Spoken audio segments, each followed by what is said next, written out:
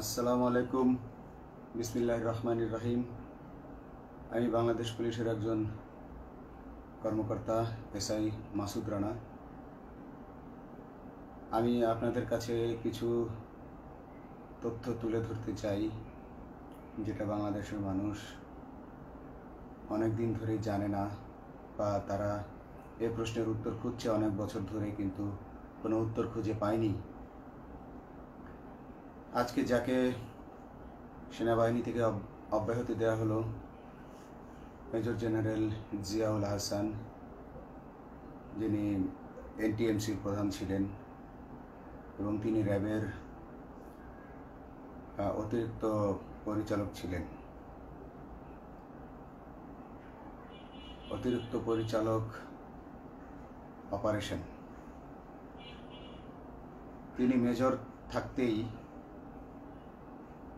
র্যাবে ছিলেন এবং বাংলাদেশে যত গুম খুন হয়েছে, বিএনপি সহ অন্যান্য যারা অ্যাক্টিভিস্ট, সেই গুম খুনের সাথে জড়িত এই জিয়াউল হাসান। অনেক নেতাদেরকেই র্যাবের কালো গাড়িতে করে সিভিলে ধরে আনা হতো, এনে র্যাব ওয়ানের গোপন আস্তানায় তাদেরকে আটক রাখা হতো। এরপর তাদেরকে সময় মতো অজ্ঞাত স্থানে নিয়ে তাদেরকে হত্যা করা হতো এবং অজ্ঞাত স্থানেই তাদের লাশ হয়তো নদীতে ডুবিয়ে দেওয়া হতো, নয়তো তাদেরকে দাফন করা হতো, নয়তো অ্যাসিডের মাধ্যমে তাদের লাশকে গলিয়ে দেওয়া হতো। আমি 2014 অক্টোবর থেকে 2017 ডিসেম্বর পর্যন্ত র্যাব সদর দপ্তরে কর্মরত ছিলাম।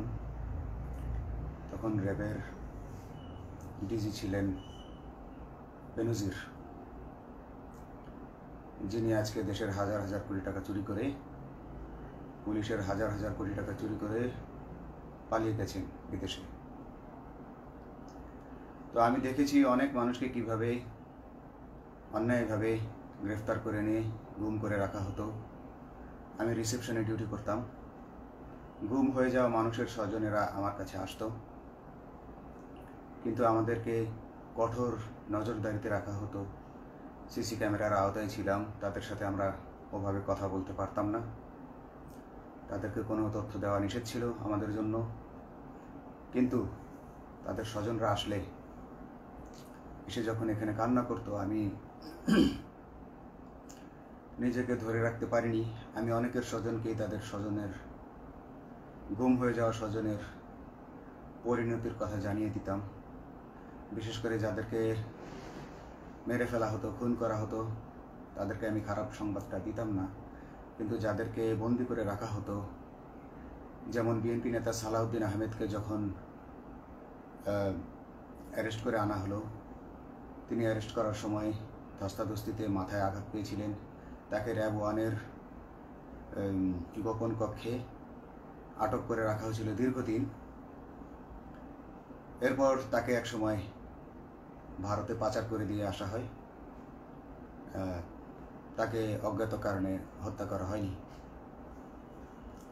তার ফ্যামিলি এসেছিল, তার স্ত্রী হাসিনা আহমেদ, তার ভাই গিয়াসউদ্দিন আহমেদ। ওনারা আমার কাছে বেশ কয়েকবার এসেছেন। আমি কয়েকদিন ওনাদের এই উদ্বেগ, উৎকণ্ঠা আমার সামনে বসে কান্নাকাটি দেখে আমি থাকতে পারিনি। আমি ওনাদেরকে কৌশলে আমার ফোন নাম্বার দিয়ে আমি ওনাদের সাথে দেখা করে ওনাদেরকে জানিয়ে দিই যে সালাউদ্দিন সাহেবকে হত্যা করা হয়নি, উনি জীবিত আছেন এবং ওনাকে হত্যা করার সিদ্ধান্ত নেওয়া হয়নি। এই সিদ্ধান্তগুলো জেনে নিতেন তিনি হচ্ছেন বর্তমানে মেজর জেনারেল জিয়াউল হাসান, যাকে আজকে অব্যাহতি দেওয়া হয়েছে। শুধু অব্যাহতি যদি দেয়া হয়, তাকে যদি বিচারের মুখোমুখি করা না হয়, তাহলে এই আন্দোলনের, এই স্বাধীনতার কোনো মূল্য থাকবে না। আমি আজকে আর কাউকে ভয় পাই না। আমি আজকে বিশ্বাস করি যে আজকে আমাকে এই সত্য বলার জন্য কেউ গুম করে দিতে পারবে না, এই সত্য বলার জন্য কেউ আমাকে অ্যারেস্ট করবে না। সেই কারণে আমি বুকে সাহস নিয়ে আজকে কথাগুলো বলছি। আপনারা যারা বিএনপি নেতা ইলিয়াস আলীর অপেক্ষায় আছেন, তাদের জন্য দুঃখজনক সংবাদ। তাকে অনেক আগেই হত্যা করা হয়েছে। তাকে পতেঙ্গা সমুদ্র সৈকত দিয়ে কড়া পাহারায় সাগরের মাঝখানে নিয়ে স্পিডবোটের মাধ্যমে মুখে পলিথিন পেঁচিয়ে হত্যা করে, তার পেট ছুরি দিয়ে ছিদ্র করে, তাকে পাথর দিয়ে বেঁধে সাগরে ডুবিয়ে দেওয়া হয়েছে। শুধু ইলিয়াস আলী নয়,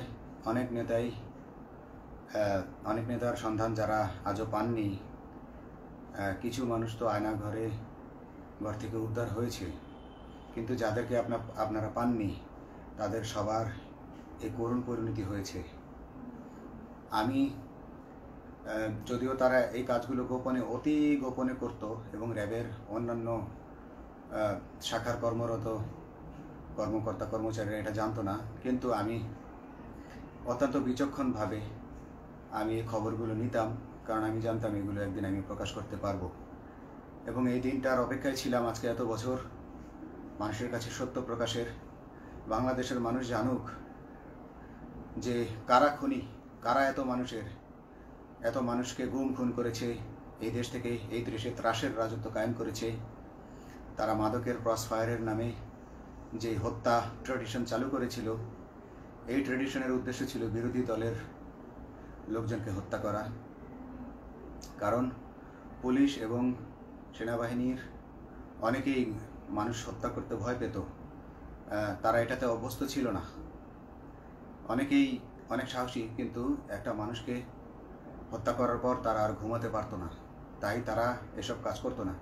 কিন্তু খুনি হাসিনা কিছু মানুষকে এভাবে হত্যা করতে করতে পুরস্কৃত করার মাধ্যমে হত্যা করতে অভ্যস্ত করে ফেলে। তারাই এই গ্রেফতারকৃত এই গুমকৃত মানুষদেরকে গুলি করে হত্যা করত। এবং তারা এতটাই নিষ্ঠুর যে তারা এক একজন কয়েক শত করে হত্যা করেছে।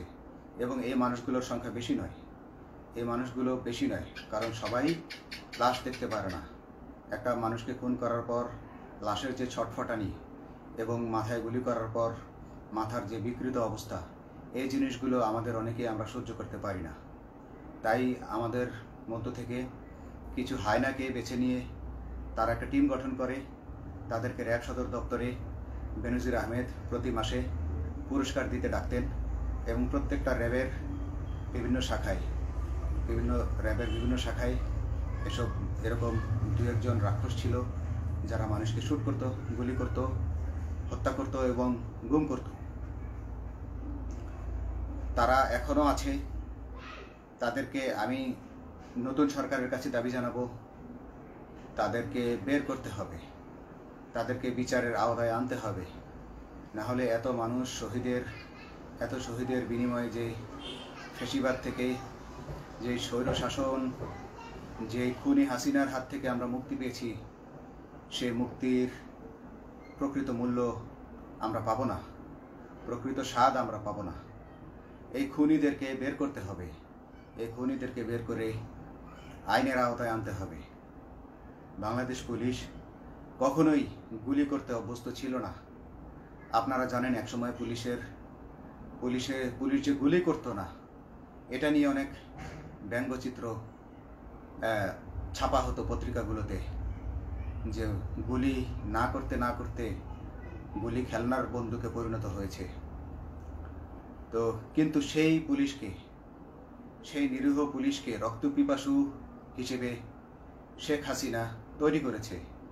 তবে সবাই নয়, কিছু কিছু মানুষ আপনারা দেখেছেন, এবং এই আন্দোলনের ভিডিও ফুটেজ দেখলেও দেখবেন যে কয়েক শত পুলিশের মধ্যে কেবলমাত্র কয়েকজনই জনতার দিকে গুলি ছুড়ছে।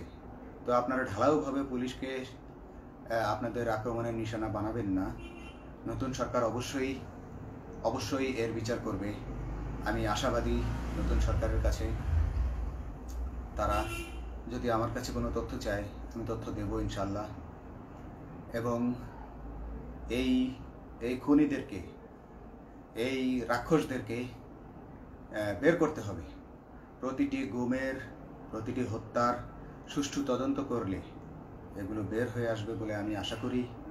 এবং আমি চাই এরা ধরা পড়ুক, এদের বিচার হোক, না হলে এরা যুগে যুগে এই রাক্ষস যুগে যুগে রয়ে যাবে, আমাদের মাঝেই তারা লুকিয়ে থাকবে এবং যুগে যুগেই তারা মানুষের রক্ত পান করেই যাবে। পুলিশ বাহিনী মানুষকে সেবা করবে, এটাই হওয়া উচিত পুলিশের ধর্ম।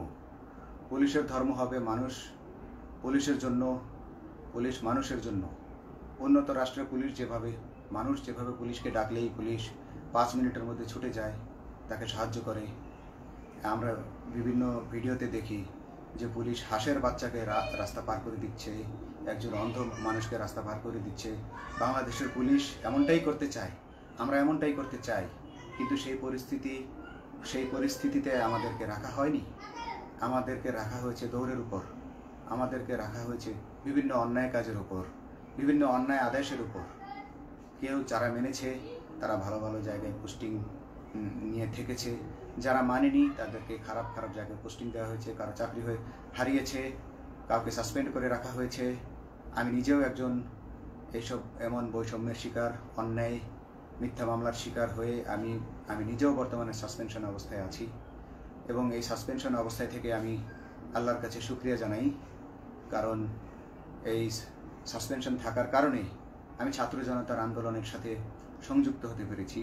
আমি সবসময় আল্লাহর কাছে দোয়া করেছি যে আল্লাহ তুমি আমাকে মুজাহিদ হিসেবে কবুল করো, আমাকে জিহাদ করার তৌফিক দান করো এবং আমাকে শহীদী মৃত্যু দান করো। এবং আল্লাহ আমার দোয়া কবুল করেছেন। আমি ছাত্র জনতার সাথে এই জিহাদে অংশগ্রহণ করেছি, ছাত্র জনতা সফল হয়েছে। আমি গর্বিত আমি এই আন্দোলনে একজন পুলিশ অফিসার হয়েও আমি অংশগ্রহণ করতে পেরেছি। তো যাই হোক, আমি চাইব যে বাংলাদেশ পুলিশের, র্যাবের যে সকল কর্মকর্তা অগণিত মানুষের গুম খুনের সাথে জড়িত ছিল তাদেরকে ধরা হোক, তাদেরকে আইনের আওতায় আনা হোক। আমাদের মতো অনেক অফিসার আছি যারা এসব কুকর্মের সাক্ষী, আমরা সাক্ষ্য দেব। আমরা এখন আর ভয় পাই না। আমরা আসলে যে ভয় পেয়েছি তা নয়, আমাদের বাহিনীতে টিকে থাকাটা জরুরি ছিল। জনগণের স্বার্থেই আমাদের বাহিনীতে থাকা জরুরি ছিল, কারণ আমরা যদি বাহিনী থেকে আউট হয়ে যেতাম তাহলে এসব তথ্য আমরা জানতে পারতাম না এবং জনতার কাছে পৌঁছাতে পারতাম না। জনতার কথা বলতে হলে, জনতার সাথে থাকতে হলে আমি পজিশনেও থাকতে হবে। এই জন্য অনেক কিছুই প্রকাশ করিনি, কারণ আপনারা ভালো মতোই জানেন যে অনেক সেনাবাহিনীর মেজরকেও গুম করে দেওয়া হয়েছে যারা মুখ খুলেছে। আমি তো একজন সামান্য সাব ইন্সপেক্টর, আমাকে গুম করে দেওয়া তাদের 1 সেকেন্ডের ব্যাপার ছিল। তো আমি এখন বিশ্বাস করি যে এখন সেই দিন, সেই কালো মেঘ সরে গেছে আকাশ থেকে, আকাশ মুক্ত হয়েছে, এই দেশ জালিমের শাসন থেকে মুক্ত হয়েছে। আল্লাহ তাআলা আমাদের উপর রহমত বর্ষণ করেছে। অগণিত মুসলিমের দোয়া আল্লাহ তাআলা কবুল করেছেন, অগণিত 18 কোটি মানুষের দোয়া আল্লাহ কবুল করেছেন। নইলে এইভাবে হঠাৎ করে 15 দিনের মধ্যে 15 বছর ধরে গড়ে ওঠা রাক্ষসের পতন ঘটা আল্লাহর রহমত ছাড়া এটা কখনোই সম্ভব হতো না। আমি আল্লাহর উপর ভরসা রেখে বলছি, আপনারা নতুন প্রশাসনকে ঢেলে সাজান, পুলিশ বাহিনীকে ঢেলে সাজান। এই সিস্টেমের মধ্যেই, পুলিশের এই সিস্টেমের মধ্যেই গণ্ডগোল আছে, নিয়োগের মধ্যে গণ্ডগোল আছে। আপনারা এই সিস্টেমগুলো পরিবর্তন করুন, আপনারা এই সিস্টেম পরিবর্তনে সাহায্য করুন এবং পুলিশ ডিপার্টমেন্টে যত ডিপার্টমেন্টাল পরীক্ষা আছে এগুলো তুলে দেন। এই ডিপার্টমেন্টাল পরীক্ষাগুলোর মাধ্যমে আমাদের ঊর্ধ্বতনরা আমাদের গলা সবসময় চিপে ধরে রাখে, ঠিক আছে? সেজন্য আমরা তাদের কাছে সবসময় আটকা থাকি। এজন্য আমরা অনেক কিছু বলতে পারি না, অন্যায়ের প্রতিবাদ করতে পারি না। তো এই সিস্টেম পরিবর্তন জরুরি। ডিপার্টমেন্টে কোনো পরীক্ষা থাকা যাবে না। কনস্টেবল হতে যারা একটা নির্দিষ্ট সময় পর তার বিভিন্ন কোর্স করানোর মাধ্যমে তার প্রমোশন হতে হবে। সাব ইন্সপেক্টরে ভর্তি হয়ে 5 বছর পর ইন্সপেক্টর হিসেবে পদোন্নতি পাবে, তার 5 বছর পর সহকারী পুলিশ সুপার হিসেবে পদোন্নতি পাবে। এভাবে আইন পরিবর্তন করতে হবে। তাদেরকে দক্ষ করে গড়ে তোলার জন্য বিশেষ কোর্সের আয়োজন করতে হবে এবং সৎভাবে বাঁচার জন্য সঠিক বেতন কাঠামো এবং ভালো কাজের জন্য পুরস্কার এর ব্যবস্থা করতে হবে। বিভিন্ন যে চোরাই মাল মাদক উদ্ধারের জন্য সেক্ষেত্রেও বিশেষ পুরস্কারের ব্যবস্থা থাকতে হবে এবং বাসস্থান এবং যানবাহন, পুলিশের যেই ব্যয়টা হয় সেটা হচ্ছে বাসস্থান এবং যানবাহন। পুলিশ আমরা নিজের বেতনের টাকা দিয়ে মোটরসাইকেল কিনে চাকরি করতে হয়, এই বিষয়টা যেন না করতে হয় এবং সরকারি বাসস্থান যদি আমাদেরকে দেয়া হয় তবে আমরা বেতনের টাকা দিয়ে আমরা মানুষকে সেবা দিতে পারবো, সৎভাবে চলতে পারবো এবং দেশের মানুষকে সন্তুষ্ট করতে পারবো ইনশাল্লাহ। তো আমি আপনাদেরকে প্রথমে যেই তথ্যগুলো দিয়েছি গুম খুনের বিষয়ে, আপনারা এই তথ্যগুলো অনুসন্ধান করুন, অনুসন্ধানে টিম গঠন করুন। প্রত্যেকটা গুম খুনের বিচার হতে হবে এই দেশে। যারা আটক ছিলেন অনেকেই হয়তো এখন আয়নাঘর থেকে মুক্তি পেয়েছেন, কিন্তু যারা দুর্ভাগ্যের শিকার হয়ে মৃত্যুবরণ করেছেন তাদের আত্মীয় স্বজনরা, তাদের প্রতি আমার সমবেদনা রইল। তারা জোর দাবি তুলুন, তারা সবাই সরকারের কাছে আপনাদের পরিবার পরিজনের নিখোঁজ হওয়ার বিষয়টি তুলে ধরুন, আপনারা জোর দাবি জানান এবং গুম খুন তদন্তে একটি তদন্ত কমিটি গঠন করা হোক, যেখানে কোনো পুলিশ বা সেনাবাহিনীর সদস্য থাকবে না। এটা হতে পারে বিচার বিভাগীয় তদন্ত বা অন্য কারো মাধ্যমে, কিন্তু এই হায়নাদের এই খুনিদেরকে বের করুন, বের করে এদেরকে শাস্তির আওতায় আনুন, তবেই এই তবে তারা তাদের তাদের বলিদান সফল হবে। আসসালামু আলাইকুম।